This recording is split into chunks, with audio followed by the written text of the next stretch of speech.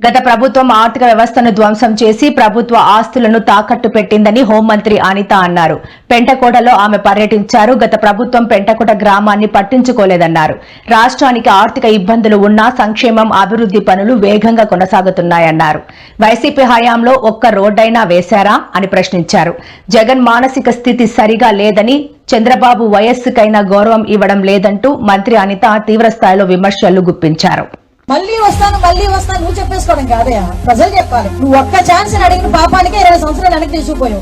ఈ రోజు మళ్ళీ వస్తాను ఏ మొహం పెట్టుకుని వస్తావు? కానీ వస్తానన్నా వాడు ఇది మంచి చేస్తానని చెప్పట్లా, రప్పా నరుకుతానని చెప్పి వస్తున్నావు. ఎవడో ఊరుకుంటాడా చెప్పండి మీరే? తల్లిని చెల్లిని కూడా అడ్డుగా ఉన్నారని చెప్పి బయటకు పంపించడమే కాకుండా తల్లి గురించి, సొంత చెల్లి గురించి, వైఎస్ఆర్సీపీ పార్టీ సోషల్ మీడియాలోని ఆ అమ్మాయి కట్టుకున్న చీర గురించి కూడా మాట్లాడితే నోరు మెదపలేకపోయాడంటే అలాంటి వాడు మనకు అవసరమా? తర్వాతలోనే ఒక్కసారి ఆలోచించ.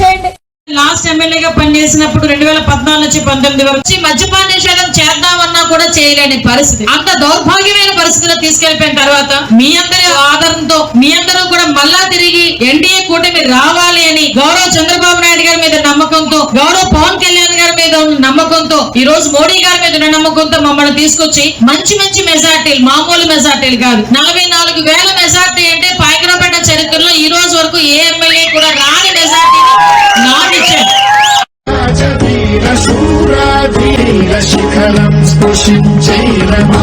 దృష్టి లేదు, మానసిక స్థితి సరిగ్గా లేదు అతనికి. దృష్టి లేదు, మానసిక స్థితి సరిగ్గా లేదు అతనికి. దృష్టి లేదు, మానసిక స్థితి సరిగ్గా లేదు అతనికి. ఇవన్నీ చాలా కీలకమైన, మనం సరదాగా మాట్లాడలా.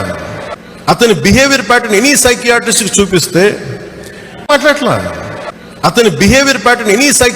చూపిస్తే ఇతని ఖచ్చితంగా ఒక మానసిక అనారోగ్యం అయితే ఉందని చెప్తారు ఎవరైనా.